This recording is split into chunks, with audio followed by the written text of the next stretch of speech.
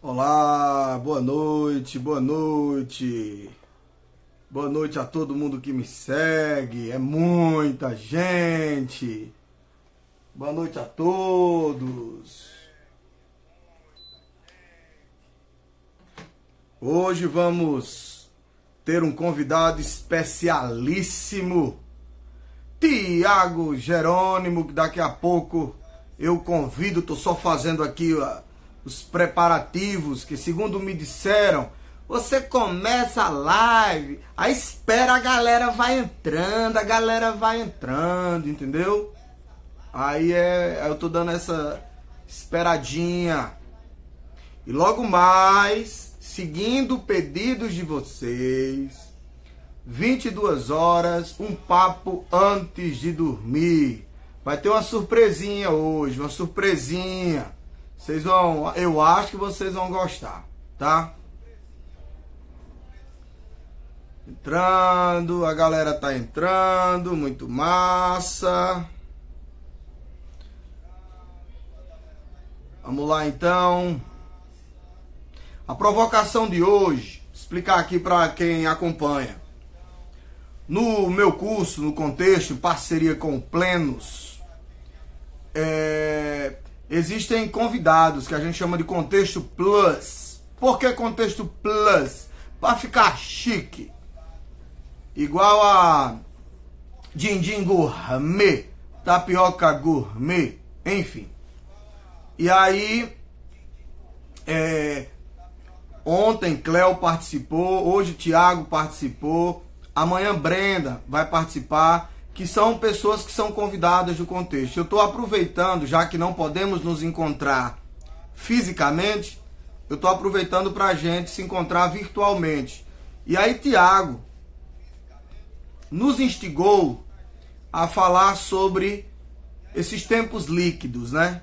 Então a provocação é: se vivemos tempos líquidos, por que tanta sede?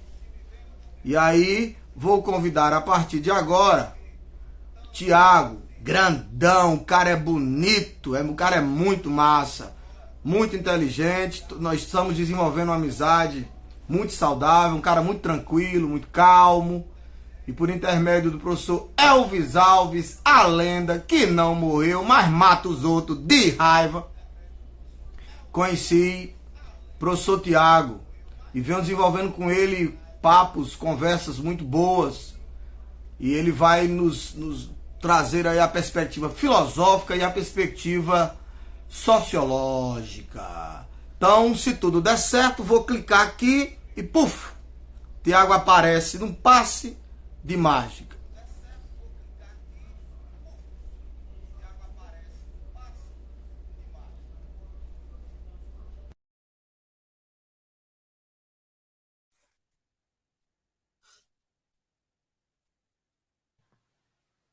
E Ah, aí, Justin?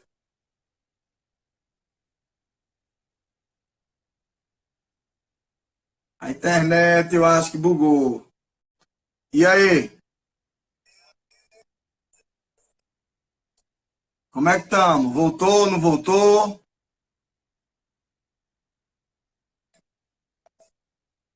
Tiago, você tá de...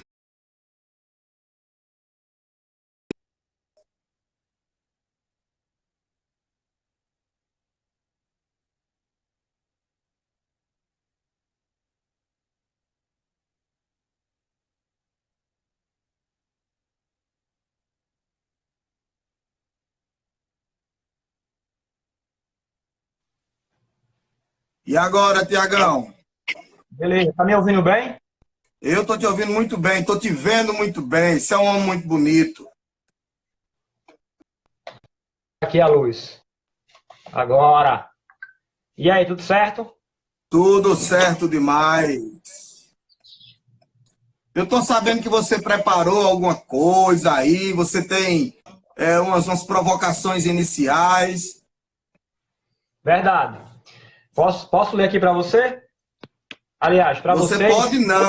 pode não, você deve. Beleza, vamos lá. Só um minutinho. Deixa eu abrir aqui. Posso começar? Ó, Se eu tô te como ouvindo, você... eu tô. Pronto, beleza.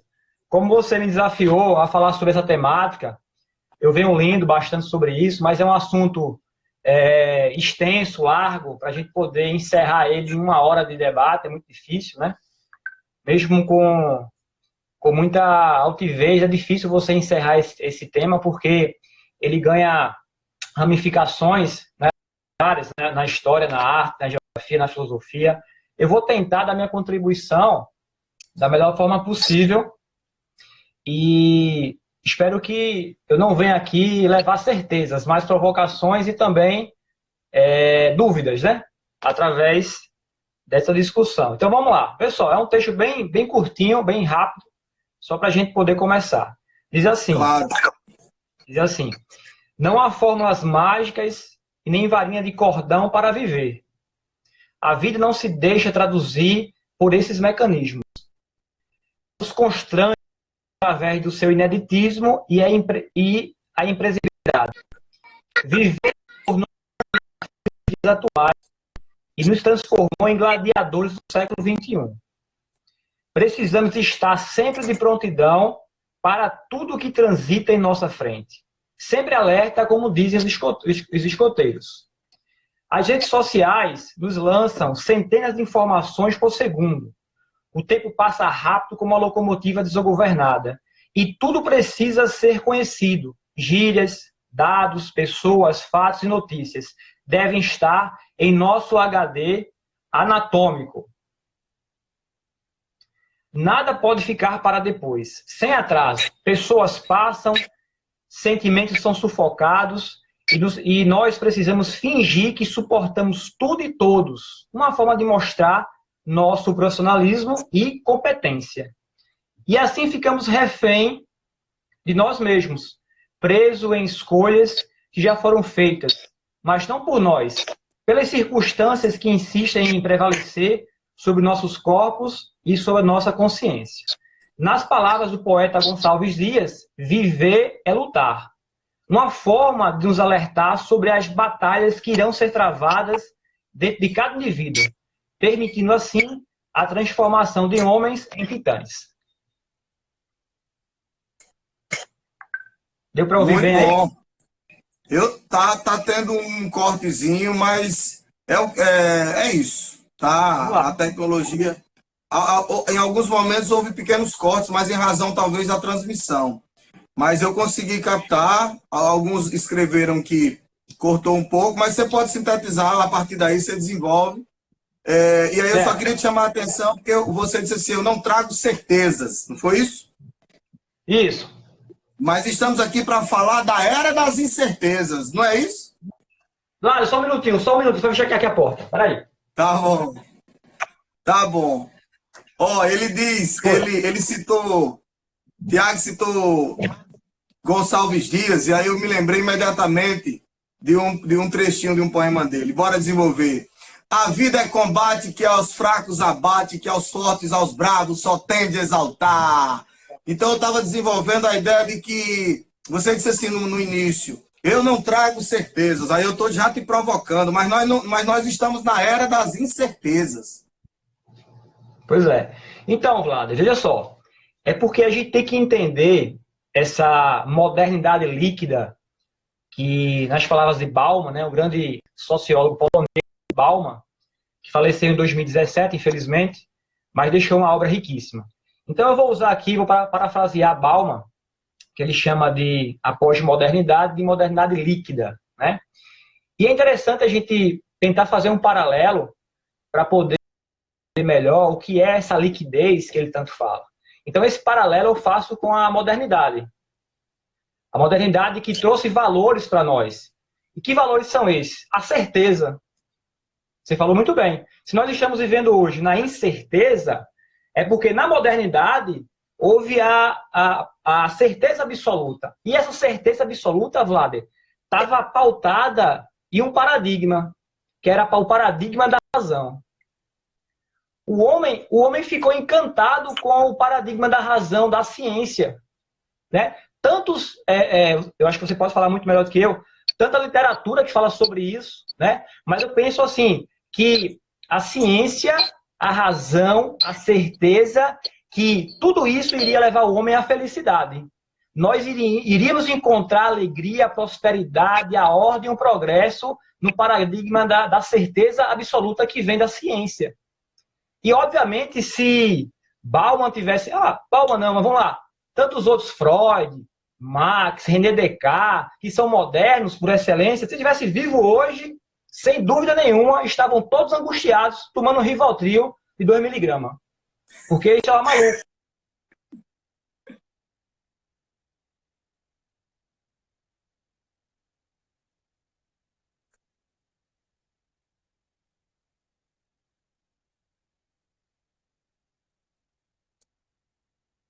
Eu não te escuto mais não, Tiagão. Vamos fazer de novo a live de novo?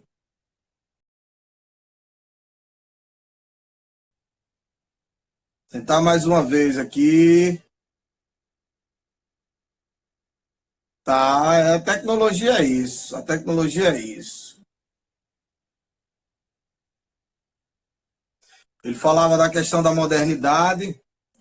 E é muito interessante pensarmos a modernidade exatamente na transição.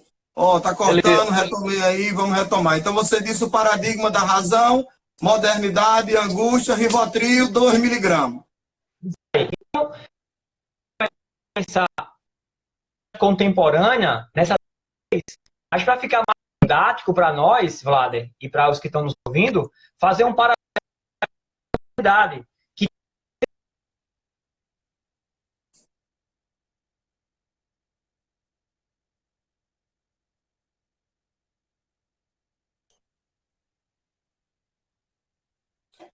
O áudio não está ajudando não, Tiago. Alguma coisa com tua conexão aí. Como é que tá? Deixa eu mudar aqui. O áudio, o que é que você está fazendo aí para melhorar? Peraí, estou mudando aqui de posição. Veja aí. Tá. Catinha Carvalho tá dizendo cortando muito, eu concordo. Vê se dá uma melhorada. Alguma posição aí? Eu vou para a sala, Vá lá, vá para a sala, vá. Na sala com o Tiago. Vamos lá. Fazendo tour aqui. Valeu, Dani. Vamos ver aí. No escurinho com o Tiago, daqui a pouco na sala com o Tiago. Vai, Tiago. Ele tá aparecendo. Mandou esperar. Então, enquanto ele vem, a ideia da modernidade é muito interessante, porque a lógica é de que nós evoluímos, né, a direção de um melhoramento. Aí tem um texto muito bonito do Freud, que é o mal-estar da civilização. No texto do mal-estar da civilização, Freud diz que essa maioridade, né, que essa razão que deveria nos enaltecer, nos elevar, nos redimir, nos consagrar, não. E aí concilia muito o pensamento de Freud com um seu anterior, Charles Baudelaire, que para Baudelaire a modernidade ela é decadente.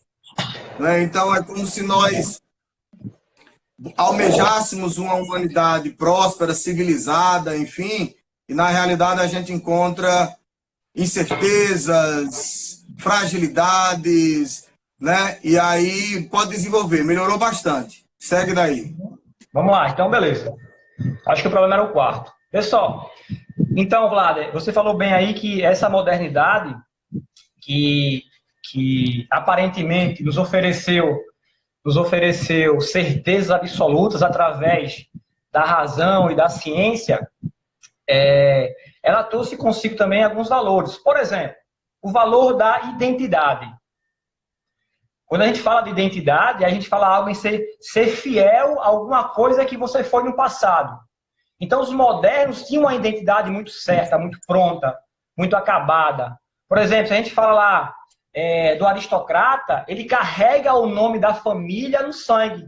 Então, ele não precisa de meritocracia para construir o seu arcabouço de características. Mas não, ele, pelo nascimento, ele já vem com a herança e um nome é o nome da família, é o lugar que ele ocupa na sociedade, na pirâmide social. Essa identidade hoje, na modernidade líquida, de acordo com Bauman, e também com um grande pensador chamado Stuart Hall, que fala sobre a crise da identidade na pós-modernidade, ele fala que lá atrás essa identidade era fixa.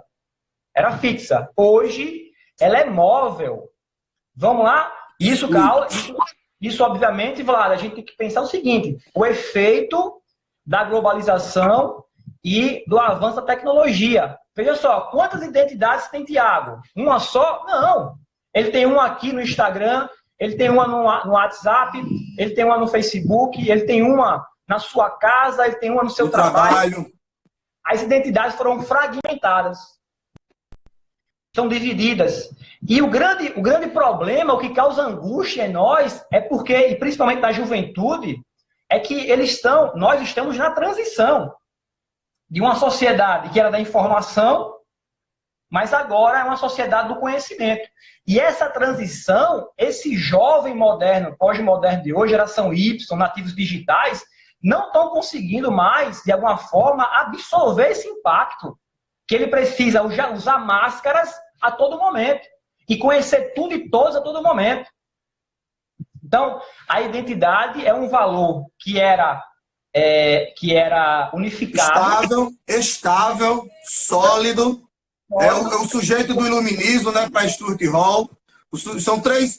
No capítulo 3 da obra dele, ele fala de três sujeitos. Né? O sujeito iluminista, o sujeito sociológico e o sujeito pós-moderno. E aí ele mostra essas diferenças, né? E aí o sujeito pós-moderno é exatamente isso. A fluidez, descentralizado, né? E aí vem a importância aí ele pluraliza, né? Ao invés de identidades, não é? E aí casa muito bem também com o trabalho da Judith Butler também, que ela leva em outra perspectiva, né? Então, vou te provocar a partir disso, tá?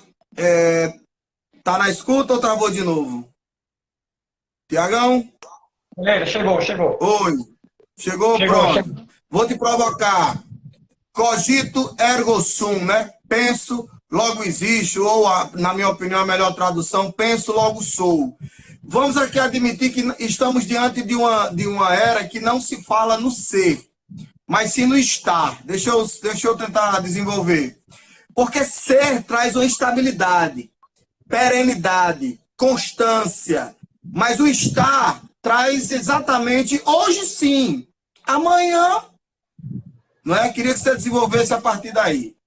Beleza. Eu vou tentar aqui parafrasear também um pensador chamado Michel Maffezoli, é um francês. Ele escreveu um livro, até o título do livro é muito provocante, é O Instante Eterno, né? E ele vai desenvolver um conceito chamado agorismo, que vem do agora, né? Do presente, do carpe diem, do aproveitar esse momento agora, esse instante agora. Perfeito. O que ele vai dizer para nós? O que ele vai ensinar?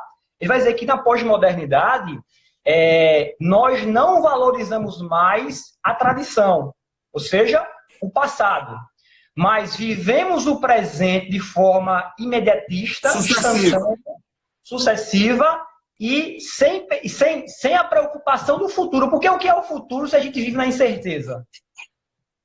Como diz Bauman, a liquidez, a vida moderna líquida, ela é precária. Ela é ruim porque causa angústia.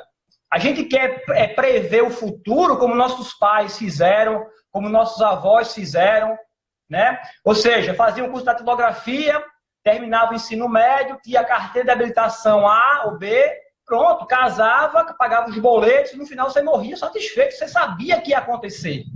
Mas hoje é tudo muito, muito diferente. É como diz Bauman, hoje é como se você estivesse correndo sobre um lago de gelo. Se você parar, você cai. Então, é frenético, é rápido a todo momento. Então, é uma angústia que pega. Pode falar.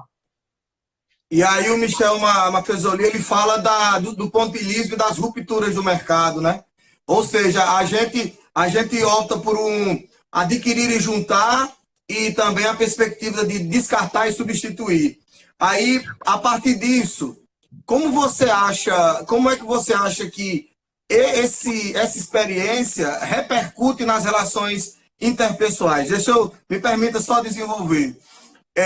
A gente, geralmente, você tocou muito bem a ideia de tradição e hoje é exatamente outra perspectiva, né? Como se fosse uma antitradição, né? E aí eu vou desenvolver de maneira bem didática e até grosseira, e você pode corrigir qualquer equívoco meu aqui, a ideia de liberdade e segurança vai dar liquidez e solidez. Quanto mais segura uma sociedade, mais os indivíduos abrem mão de liberdades em prol de segurança. Né? É tanto que hoje nós temos flertes com governos totalitaristas e autoritários. As distopias elas vão trazer muito bem essa perspectiva de indivíduos que entram num nível de barbárie tão absoluto, tão intenso, que entregam ao monopólio do Estado e diz: me domine, eu cedo minha liberdade em prol de uma segurança. Segurança, solidez. Liberdade, liquidez. Então, a era do ultra-individualismo, pós-moderno, sociedade de informacional, a sociedade do conhecimento, mas não sei até que medida esse conhecimento, a sabedoria, e aí não temos mais a segurança, não temos mais a solidez. É excesso de divórcio, é relacionamentos afetivos que duram pouco. Me dá a impressão, e aí eu jogo a bola, que havia uma geração que era capaz de consertar, logo tinha paciência para isso e tinha habilidades para isso. E hoje somos uma sociedade do descarte, da substituição. Logo, relações que são difíceis de serem consertadas, porque é preferível substituí-las. Me ajuda nisso? Beleza, Vlad. É o seguinte. Você falou muito bem. Falou a palavra descarte. E esse termo descarte, ele vem daquilo que, de alguma maneira, já é obsoleto, descartável, já obsoleta. Isso já foi gasto por algum momento. Você usou, gastou ele até esse limite. Então você joga no lixo e você consome outra coisa. Perfeito. Então, o Bauman fala sobre amor líquido, que é o best-seller dele, o livro mais conhecido. Perfeito. Ele faz a relação do amor, da relação amorosa entre pessoas, não só entre amantes, do amor romântico, mas entre relações entre amigos, entre família. E ele faz essa relação com o consumo. Ou seja, se a minha identidade hoje ela é cristalizada por aquilo que eu consumo, né, uma identidade vinculada ao consumo, o amor ou a relação amorosa também está relacionada com esse consumo. O que é isso? É um contrato. Eu estabeleço um contrato com o outro e digo assim, eu vou usar o teu corpo, eu vou usar o teu sentimento, eu vou usar a tua consciência, eu vou usar o teu afeto, mas depois que eu encher o saco, não quiser mais, você vai andar, porque a fila é grande. Eu descarto. Essas relações efêmeras, passageiras, isso cria de alguma forma em nós uma certa incerteza sobre esse amor, que não existe mais. É apenas uma relação de consumo e descarte. Consumo e uso, obviamente. Posso fazer a leitura do trecho de Amor Líquido? Pode, deve. Em todo amor há pelo menos dois seres, cada qual a grande incógnita na equação do outro. É isso que faz o amor parecer um capricho do destino. Aquele futuro estranho e misterioso, impossível de ser descrito antecipadamente, que deve ser realizado ou protelado, acelerado ou interrompido. Amar significa abrir-se ao destino, a mais sublime de todas as condições em que o medo se funde ao regozijo no amálgama irreversível. Abrir-se ao destino significa, em última instância, admitir a liberdade no ser. Aquela liberdade que se incorpora no outro, o companheiro do amor. Aí ele diz em outro momento, ele fala exatamente dessa ideia do uso. Deixa eu só localizar aqui. A solidão produz insegurança, mas o relacionamento não parece fazer outra coisa. Numa relação, você pode sentir-se tão inseguro quanto sem ela. Verdade. Vê só. E essa relação com o outro, essa insegurança que eu tenho em relação ao outro, se ele vai me deixar amanhã ou não, se ele tem um amor correspondido a mim ou não, ela é fruto do contexto que nós estamos vivendo. Porque é mais fácil para mim trocar, reiniciar, dar um start, porque, veja, nós temos uma dificuldade imensa de continuar e terminar alguma coisa. Nós estamos vivendo em um momento de instantaneidade, ou seja, o mais importante é reiniciar.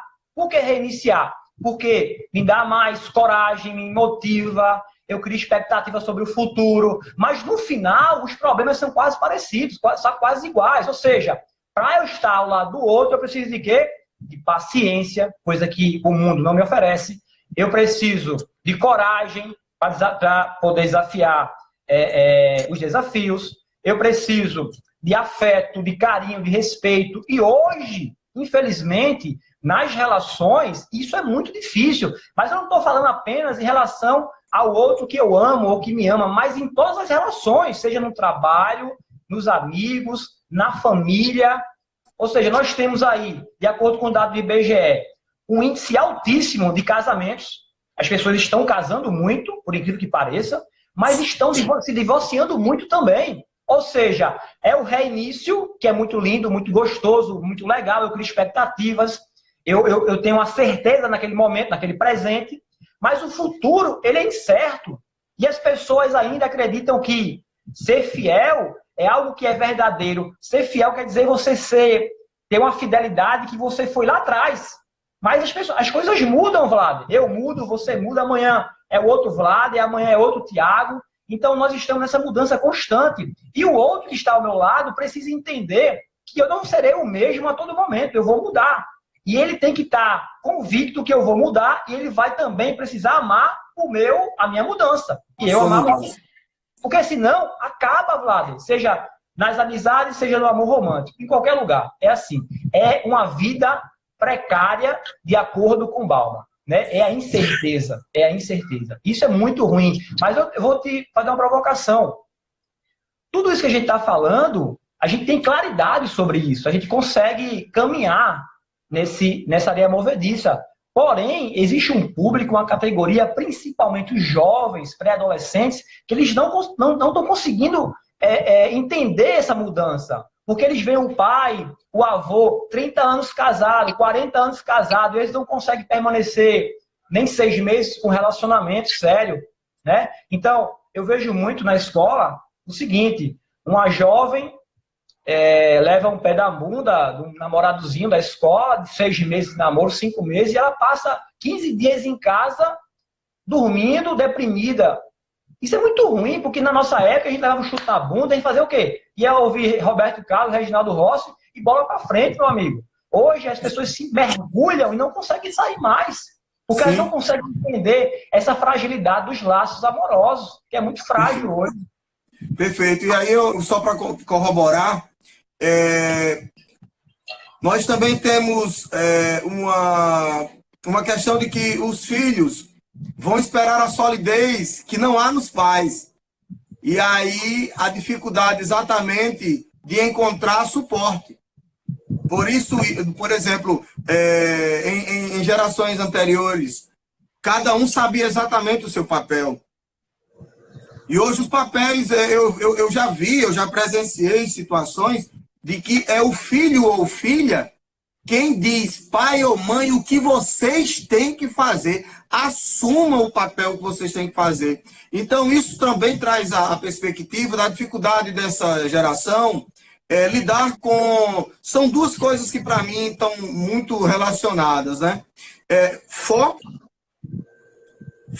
porque é tido como uma geração multitarefa, porque está estudando, smartphone conectado, isso, aquilo, outro, mas dispersa.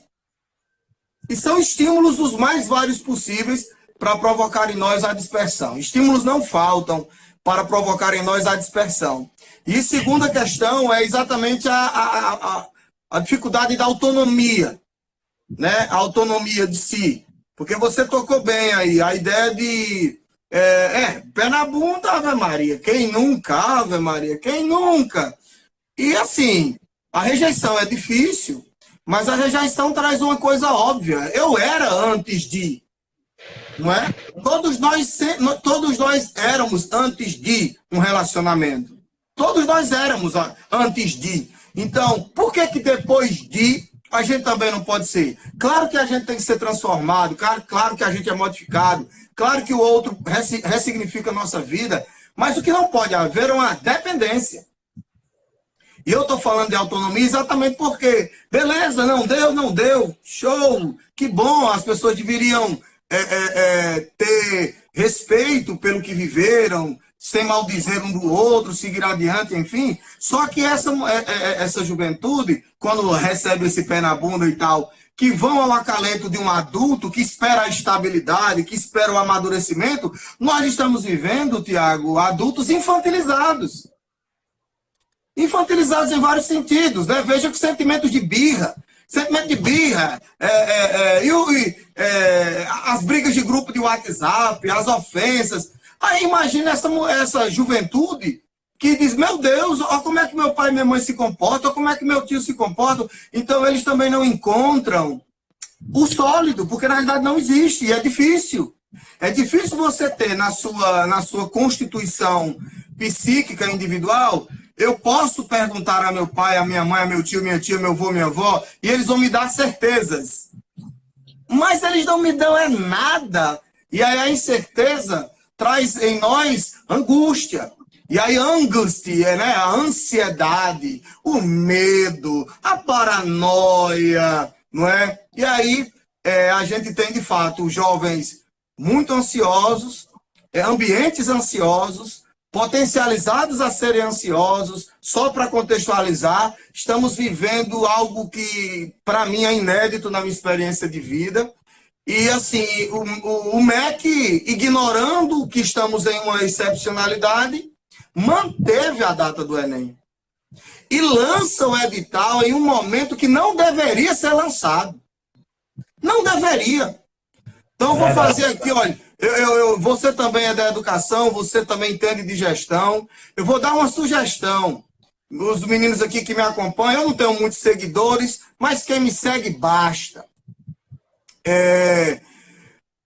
Como eu sei que a prova de redação é a que demora mais a ser corrigida, porque é uma prova que exige um aparato muito grande, a capacitação dos corretores, o processo de capacitação online, capacitação presencial, enfim, o que é que eu já imaginaria? Só para você ter ideia.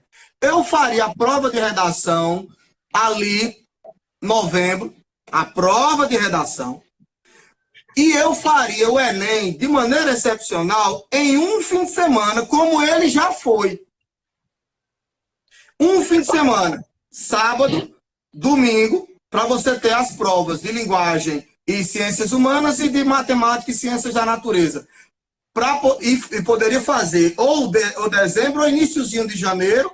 Aí a prova de redação ia sendo corrigida e tal, que é a mais demorada, e conseguiria manter um calendário ali entre 20 e final de janeiro, ou talvez início de fevereiro. Eu sou um simples professor, mas eu jamais lançaria um edital de algo que mexe com, no mínimo, 5 milhões de estudantes, em um momento em que os meninos estão apreensivos em razão do calendário escolar. Mas me dá a impressão que são bombardeios informacionais, aí tem tudo a ver com o nosso tema, estresse informacional, infodemia. A gente nunca, a sede não cessa. As coisas não encerram. Eu preciso abrir outra página que me leva a outra página, que me leva a outra página. Episódio 1 que me leva ao 2, que me leva ao 3, que me leva ao 4. Entende? Então, assim, eu lamento muito essa decisão. Sei que ninguém vai me ouvir, mas pelo menos você me escuta e quem nos segue aqui escuta. É insensato fazer isso, sabe? É tipo você hospitalizado e alguém te dá uma notícia muito desagradável e não é momento, sabe? Tem uma passagem bíblica que diz verdade com caridade, verdade com piedade. Vamos ter um pouco de compaixão. E os meninos, então, estão uma pilha, cara, e é difícil. Eu falo sempre para eles ficarem calmos e tal, mas é muito difícil. é bombardeio demais. Então, lanço para você aí essa provocação, pode dar suas contribuições, sair até um pouco da liquidez, dizer de suas questões enquanto professor, enfim. Eu não acho que é momento de falar de conteúdo, eu não acho que é momento de falar de dia letivo, é momento de superarmos isso. Entendeu? Eu vou começar do começo. Você fez a provocação em relação a a construção desse adulto idiotizado pela família, né? Infantilizado. É uma família que ganhou o mercado de trabalho, a mãe está no mercado de trabalho também, porque eu fui criado pela minha mãe dentro de casa. Meu pai era o provedor e eu tinha a assistência da minha mãe na minha casa, fazendo o alimento, cuidando da educação, cuidando da saúde, cuidando da roupa. E isso causava em mim uma segurança. Era muito bom estar com a minha mãe. Eu brigava na rua, eu contava para minha mãe ia tirar satisfação lá.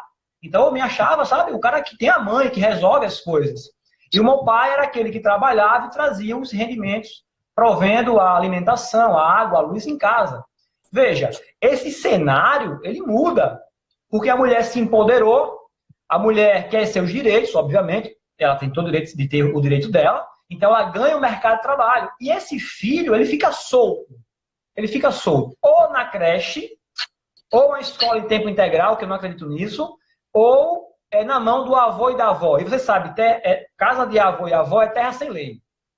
Pode ser que existam as exceções, eu sei que existem as exceções, mas é terra sem lei. Né? É faroeste. Então é difícil, é uma escolha muito complicada para a família, mas tem que fazer. Então, veja só, nós temos aí uma mãe ganha o mercado de trabalho, um pai que já está lá inserido e o filho fica solto. E para poder suprir essa carência sentimental dessa criança que não vê a mãe nem o pai durante o dia, o pai e a mãe tentam comprar esse sentimento, esse afeto através de doações. É o brinquedo, é a roupa, é o intercâmbio, é o instrumento musical, é a moto, é o carro, é o controle remoto, é o videogame. Então, ele começa a barganhar com esse filho, que não é mais seu filho, é seu amigo. Porque para ser pai, precisa estar presente. A mãe precisa estar presente também, né? Então, quem é pai e quem é mãe tem que dizer não. Parece jargão já conhecido, né? Chato de falar, mas pai e mãe diz não. Diz não, certo? Eu vou errar com a minha filha, você vai errar com a sua, mas eu vou errar por ter sido pontual.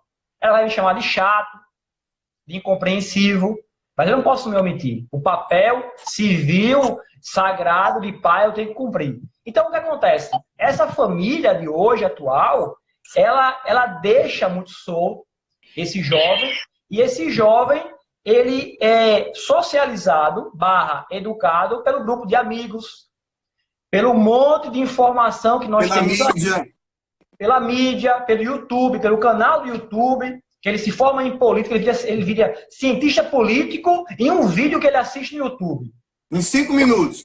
5 minutos, né? Ele contesta livros, ele contesta intelectuais, ele contesta professor, porque ele assistiu um vídeo de 5 minutos no YouTube e agora ele é o dono da razão. E não quer ouvir outra coisa, certo? Então, essa juventude, os nativos digitais, eles têm um privilégio. Eles têm um privilégio, Vlader, que é a capacidade de ter informação. Coisa que a gente não tinha, lembra disso. A gente podia ir na biblioteca, no máximo da escola, pegar um livro. Olhe lá, quem tinha condições de ir para a biblioteca. Mas vamos lá, a globalização, a rede de computadores democratizou para todo mundo essa informação. Então, o pobre, o rico, o classe média, o branco, o preto, a mulher, tem acesso a essa informação na palma da mão, de forma instantânea. Mas, ao mesmo tempo que isso é muito interessante, a gente precisa educar essas crianças e esses jovens para poder fazer o uso, como diz Pierre Levy, fazer o uso e a apropriação dessa tecnologia. Porque usar, eu mexer lá no Instagram, no Facebook, postar uma foto. Mas o que é apropriação? É eu pegar a tecnologia e fazer ela a meu serviço, que ela me sirva de forma cognitiva, emocional, e não ficar de forma... Ser servo dela. Isso, escravo dela. Porque se ela está lá é porque a gente construiu, então ela está a nosso serviço. Então, o que acontece é filhos que vivem em bolhas, que a gente chama de floco de neve. não conseguem ouvir um não conseguem suportar uma desilusão, não conseguem suportar a incerteza do futuro. E veja, a OMS, já desde 2017, saiu um dado da OMS que diz o seguinte: a segunda maior causa de morte entre jovens de 14 a 29 anos é o suicídio. Ou seja, o jovem hoje que tem acesso à informação, esse jovem que tem um aparato e é mimado pelos seus pais, eles estão tirando sua própria vida, Vlado. Ou seja, alguma coisa está errada, porque eles vivem melhor do que a gente. Eles têm mais tecnologia, mais conforto, mais afeto, vamos dizer assim, né? Se eu não posso exagerar. E eles estão tirando a vida. Olha, a automutilação, tentativa de suicídio, depressão, está mais no grupo da faixa etária dos jovens. Isso é um problema que afeta todos, não só os pobres, mas todos. Eu ando pelas escolas da rede estadual, da escola particular, e eu vejo a ansiedade desses jovens. E é de uma desumanidade você lançar um edital do Enem em um momento tão conturbado como esse. É uma falta de sensibilidade com o jovem, com a família. Deixa passar esse momento, pega o edital, lança para novembro, para janeiro, a gente tem tempo. Né? O jovem não é aquilo que ele faz ou deixa de fazer no Enem, ele é muito mais do que isso. É apenas uma seleção, é uma seleção. Vamos deixar de idolatrar o Enem, ele tem muito mais capacidade. Tem gente que nunca fez Enem, é criativo, é dinâmico, tem afeto, sabe se relacionar, sabe se comunicar, consegue sobreviver. É interessante ir na universidade? É, mas existem outros valores também importantes que a gente precisa preservar. Perfeito. Perfeito.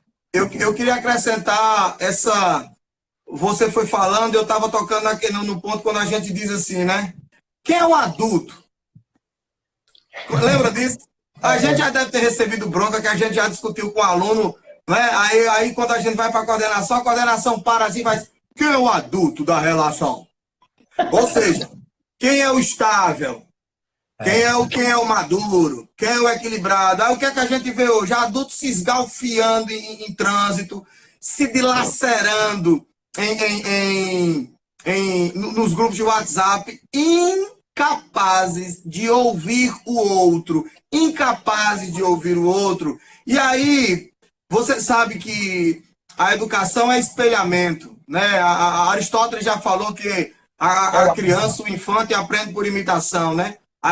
Exatamente. Eu entendo que o exemplo não é a melhor forma de educar. O exemplo é a única forma de educar. Eu não consigo pensar de maneira diferente. E aí, eu e você, enquanto professores, a gente vê o alunado em sala de aula, mas a gente não vê todo o entorno familiar, social, enfim. Então, hoje a descentralização do conhecimento, vocês sabem, conhecimento é conhecimento, mas hoje se democratizou o acesso. Mas ao mesmo tempo que se democratiza o acesso e não oportuno às pessoas nível de consciência para selecionar, para filtrar, aí a gente tem pós-verdade, a opinião se sobrepondo aos fatos, e aí a gente tem fake news, que muita gente pensa, queria até que você comentasse um pouco, muita gente pensa que fake news é mentira.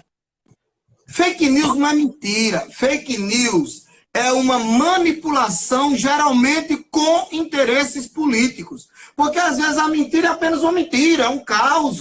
Mas há uma estratégia por trás. Há elementos muito mais fortes, né? Vídeos manipulados para um determinado fim e, curiosamente, atinge a uma bolha. Eu venho conversando com alguns... Eu venho tentando diálogo com alguns que realmente vivem em bolha. E só resta a mim a fazer uma coisa. Eu não converso com quem não tem tempo para me ouvir. Eu não converso. Eu não converso com quem não tem tempo para me ouvir. Porque se eu estou aberto, é porque eu espero também que o outro esteja. E só para registrar, entrou o monstro sagrado aí na live, Elvis Alves, né? E eu reitero aqui que o fato de ter te conhecido, o elemento condutor desse encontro é o Elvis Alves, e ele está falando de deep fake. Elvis, se você quiser colaborar, fique à vontade aí, tá bom? Aí qualquer coisa, eu fecho Tiago, abro você, abro Tiago. Mas, Tiago, desenvolve a partir disso, né? A partir da segunda provocação, quem é o adulto da relação?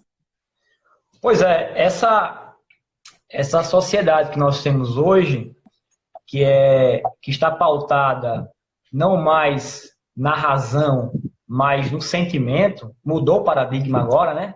Na modernidade, nós tínhamos a razão, a ciência, como norteadora da nossa vida. Mas hoje é o sentimento, né? Nossos avós, Vlada, eu não sei, nossas mães, né? Porque varia muito, mas nossos avós não tinha Piaget. O pau cantava, lembra disso? Era Pinochet, né? Era Pinochet. Era Pinochet. Não tinha psicopedagogo, não tinha psicólogo. E ela fazia... Era a pedagogia da Havaiana, da sandália havaiana. Ou, na minha época, sandália japonesa. Japonesa. Pegava... Aí tinha uns afoitos lá, dizia assim, pode bater que não tá doendo não, ó. Eu já fiz isso e me arrependi. Então, a gente tem essa sociedade lá, nossos avós, né, que a gente chama de moderna, ou modernos, que tinha certezas, que era baseado na razão, e nossos avós faziam isso com certeza que estava educando, absoluta, né? E hoje nós temos um pai e uma mãe que se ressente de ter, de alguma forma, educado seu filho, ou está educando seu filho da melhor maneira possível. E como é que a gente faz isso? Dizendo não. Não é? Botando barreiras, impondo coisas que eles não vão gostar.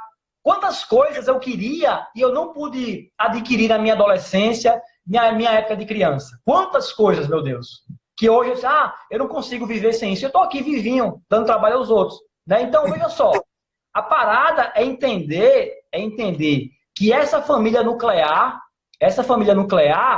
ela não está dando conta de canalizar esses preparativos, que a gente chama na sociologia de socialização, que é muito difícil, é muito complexo, porque é valores, porque é afeto, porque são regras, é costume, e você tem que introduzir na criança desde dos seus primeiros anos de vida. Então, esse pai e essa mãe não está tendo mais maturidade, certo? Nem racionalidade para poder fazer isso com esse jovem. Então, o jovem, ele é chantageado pelo pai para poder ser amigo dele. Então, quando o filho torna-se amigo do pai, é porque a relação de hierarquia, eu não estou falando hierarquia aqui não sentido de ser violento, não. Qualquer lugar precisa de hierarquia. Na sua família tem hierarquia, na minha, na escola, no trânsito, as relações de poder no Estado têm hierarquia. Então, isso é muito legal, isso é interessante. Agora, quando você diz, não, a relação que eu tenho com o outro, aliás, com o nosso filho, é horizontal, pode ter certeza que vai se criar problema aí. Muitos problemas. Né? Então, a gente precisa dizer qual é o papel social de cada um para poder cumprir as suas tarefas, porque senão esse jovem vai ser adotado pelo tráfico de droga, pela prostituição, pela fake news, pelo canal do YouTube irresponsável, pelo sacerdote do bairro irresponsável. A gente precisa tomar para nós e tomar a rédea do nosso papel social, porque senão neguinho caga na nossa cabeça e a gente fica sem fazer nada. É uma questão de atitude. Dá trabalho, velho, dá trabalho. E aí você tá tocando um dos problemas centrais que surgem a partir da incerteza, que é a crise da autoridade. O Theodor Adorno, ele traz um texto que ele exatamente traz que um dos surgimentos do totalitarismo e do fascismo é a necessidade desse grande pai. Esse grande pai. Você sabe muito bem de que regimes eu estou falando, a ideia, né? Então as pessoas vão clamar esse grande pai, clamar por essa ordem. Só para contextualizar aqui a você, um dos grandes ícones da nossa literatura brasileira é o Macunaíma. E é curioso uma análise sobre Macunaíma, que ele não tem pai. Macunaíma, inclusive, depois mata a mãe. Ela está metamorfizada de uma veada grávida e ele acaba matando a mãe. Ou seja, a representação do pater, a representação do domus, do domínio, é a autoridade. Algo que o Estado deveria fazer, e nós temos um problema de segurança pública muito grave, uma pauta que é nacional, que elegeu, inclusive, o atual presidente, uma necessidade da segurança, abrindo mão de liberdade, mas ao mesmo tempo a gente tem pessoas defendendo o liberalismo e neoliberalismo, mas com pautas conservadoras, enfim. Então, assim, quando você fala que é necessário a gente, é preciso cada um se impor no seu papel, o grande problema que eu vejo mas para eu me impor no papel, eu tenho que primeiro saber qual é o papel. E eu vejo, por exemplo, eu já presenciei pai ou mãe e brigar com o filho, e eu estou falando de meninos de 8, 9, 10, porque os filhos brigaram entre si. E isso é um comportamento que, na minha opinião, ele demonstra que infantis, desajustados, desequilibrados, e vou usar um termo para não ferir tanto, desorientados, são os pais. Teve um vídeo, né, acho que a maioria sabe, de um pessoal, eu acho que era de Feira de Santana, que foi passar férias em Brasília, e o menino escorregou na bola, lá na quadra, ele escorregou, bate o rosto, aí sobe para os pais, e os pais interpretam que ele foi agredido pelo menino, os pais descem, o pai segura o suposto agressor para o menino socar, e o menino constrangido soca.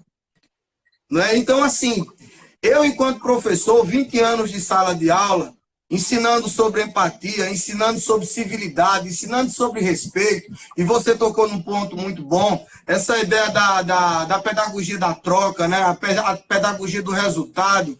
Passa de ano que eu te dou um carro, passa de ano que eu te dou um beijo, faz isso que eu te amo. Amor não pode estar vinculado absolutamente nada. Amor é desvinculação no sentido de uma contraprestação. Não se pede contraprestação de amar. Então os pais deveriam dizer, independente do resultado, eu te amo, meu filho. Mas como é parte do teu processo, como tem a ver com o desenvolvimento intelectual, como tem a ver com tua carreira profissional, seja mais estimulado, seja mais responsável. Né? Eu já vi mãe e pai ir para a escola no 3º ano, anotar para o filho os conteúdos da prova. Eu fiquei assim, estarrecido. Eu digo, comigo, né? Que eu não falei em respeito, mas dentro de mim. Minha senhora, seu menino sabe ler e escrever. Quem tem que fazer isso é ele. Só que, ao fazer, os pais estão exatamente prejudicando o desenvolvimento dessa autonomia. Eu já tive que responder uma pergunta na universidade. Professor, é para anotar? Eu me virei e disse, qual a sua idade? A pessoa disse 44. A época eu acho que eu tinha 37. Acho que era isso, não lembro, 34. Não vou lembrar aqui não. Aí eu disse, você nessa idade não sabe o que fazer? Sou eu quem tenho que dizer o que você vai fazer? Aí a pessoa disse que eu era grosso e coisa do gênero e tal. Que realmente, gente pequena, o sangue ferve rápido. Entendeu? Mas assim, a crise da autoridade, a necessidade de reivindicar de maneira delirante alguém que resolva, a arma que resolva, né? Essas coisas, e a gente diz, rapaz, tem outras discussões mais interessantes. E nós, enquanto professores, a gente sente essa crise da autoridade em sala de aula com a indisciplina. Então, pode desenvolver daí, só alertando que a gente tem mais uns 5, 6 minutinhos. Nas minhas contas, sim, porque daqui a pouco ele aparece dizendo que vai finalizar, que eles dão 1 hora para nós. Tranquilo. Vlad, vai lá. Tentar aqui fechar, né? Fazer uma síntese aqui bem rapidinho e também tocar nesse ponto que você falou sobre a questão da crise da autoridade, da família e também da escola. Eu penso o seguinte, que a escola passa também por uma crise, porque ela não é uma ilha, ela não é solta, ela é resultado também do que acontece na nossa sociedade, né? Então, ela não é uma ilha. Então, o que é que eu entendo? E falo agora de um segmento que a gente conhece muito, que são as escolas particulares, seja ela qual for, de qualquer região do Brasil, né? É uma coisa que eu sempre costumo tocar e conversar nas reuniões de professores, para os professores, obviamente, para não ser retalhado. Eu sempre digo assim, o que a gente quer qual é o homem que a gente quer para a sociedade, lá na frente. A gente quer formar que tipo de homem? É o homem que vai estar aprovado no Enem, no outdoor, ou o homem que sabe ouvir, consegue construir afetos, consegue se comunicar, é criativo, barra crítico também. A gente precisa fazer essa pergunta, porque é uma pergunta antropológica, filosófica, sociológica, que toca em todos nós, pais, mães, professores, Estado, presidente. Qual é o tipo de homem que nós queremos para a sociedade futura? A gente precisa discutir isso, porque a gente está em uma vida frenética de sala de aula, conteúdo, fragmentando esse conteúdo. Daqui a pouco entra um professor de física, daqui a pouco é um de matemática, daqui a pouco é um de história, daqui a pouco é um de inglês, e o aluno acha que o conhecimento é fragmentado mesmo, ele não é, a gente sabe disso, a filosofia nos ensina que o conhecimento ele é total, é conjunto, o homem não é metade matemática, outra metade física, outra metade história, ele é completo, é holístico, e a gente precisa, de alguma maneira, entender e mostrar para esse aluno que a escola não é um trampolim para a universidade, é um trampolim para a vida. E aí que está o grande problema. Os pais é que cobram de forma exagerada que essa escola domestique seu filho para a universidade. É saber acertar qual é a letra A, se é B, se é C, se é D ou se é E. Tudo bem, a universidade é um valor importante, ninguém está negando. Mas a vida é muito melhor. A vida, saber viver, como eu falei no texto inicial, é imprevisível. Acabou? Não, Belchior. Viver é melhor que sonhar. Viver é melhor que sonhar, verdade. Verdade. Então a gente vive essas incertezas típicas da sociedade pós-moderna, líquida, e eu vou parafrasear mais uma vez Bauman para encerrar aqui minha fala bem rapidinho. Viver hoje, na pós-modernidade, na contemporaneidade, é como você estivesse correndo sobre um lago de gelo. Se você parar, você afunda. Ou seja, é o medo de ter ficado para trás. É o medo de ter perdido o bonde de passar. Então a gente fica correndo, e os afetos, né, as relações afetivas, as relações parentais, elas ficam de lado e a gente sempre tem que ficar acompanhando esse bonde, que é rápido, e na maioria das vezes a gente não consegue acompanhar. Amém? Perfeito. E só para você finalizar, Tiago Jerônimo, sede de quê? Sede?